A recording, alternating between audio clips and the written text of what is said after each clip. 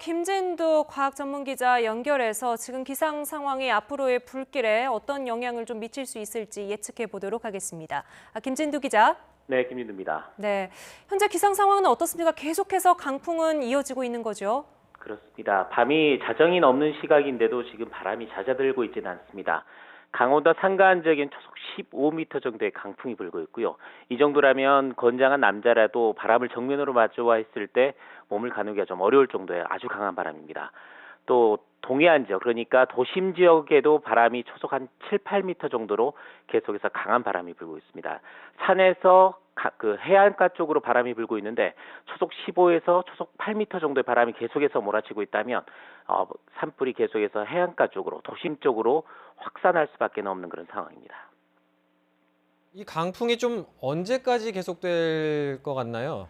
오늘 낮에 일기도를 보고 예상을 했었는데 낮이 아주 강했습니다. 오늘 낮 동안에 산간 지역엔 초속 35m 정도의 순간적인 돌풍이 불었거든요. 밤이 되면서 좀 약해지긴 하겠지만 오늘 밤 사이가 최대 고비가 될 가능성이 높다고 봤는데 지금 상황이 그렇습니다. 초속 15m 정도의 바람이 내일 아침까지는 이어질 것으로 보이고 내일 아침에서 정오전 무렵 정도까지는 바람이 조금 더 강해질 가능성도 있습니다.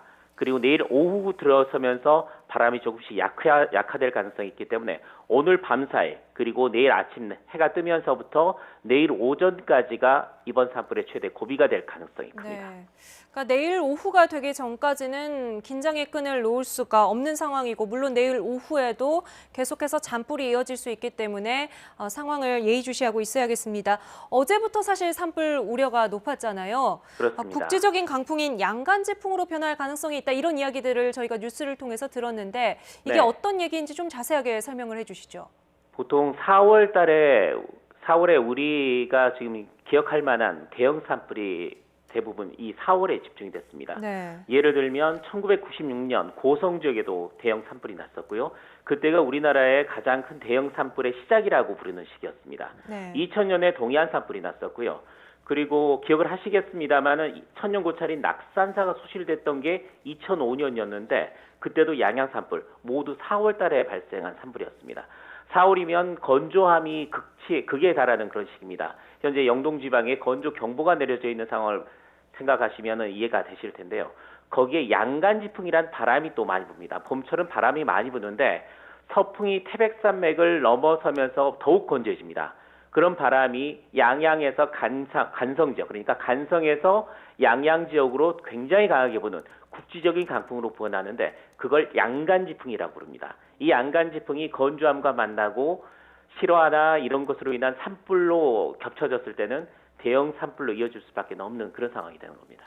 그러니까 이제 워낙 바람 상황이 안 좋기 때문에 불씨 관리를 참 잘해야 될 것 같은데 이 부분 관련해서 미리 좀 이게 계속 앞으로 바람이 강하게 불 거다 이런 예보들이 있었잖아요. 그런데 그렇습니다. 이렇게 또 산불이 또 보란 듯이 또 발생하는 이유가 좀 물론 이제 앞으로 정확한 화재 원인은 조사가 돼야 되겠습니다만 아무래도 좀 부주의한 것들이 좀 영향을 끼쳤을 가능성도 있을까요?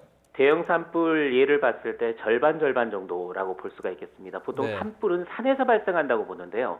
이렇게 강풍이 바람이 무척 강하게 불 때는 산에서 발생하는 것이 아니라 논에서 발생한 불이 산으로 옮겨 붙는 경우도 많습니다. 그런 경우 대형 산불로 발생할 가능성이 높았고 또 그게 강풍을 타기 때문에 이렇게 확산이 되는 거고요.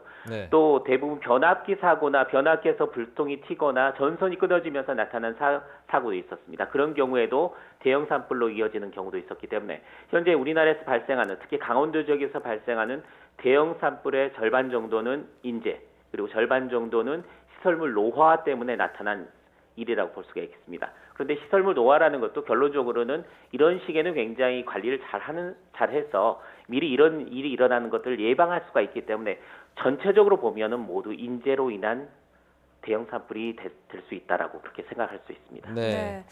김진두 과학 전문 기자 통해서 지금 기상 상황이 산불 앞으로의 확산에 미칠 영향에 대해서 전망을 해봤습니다.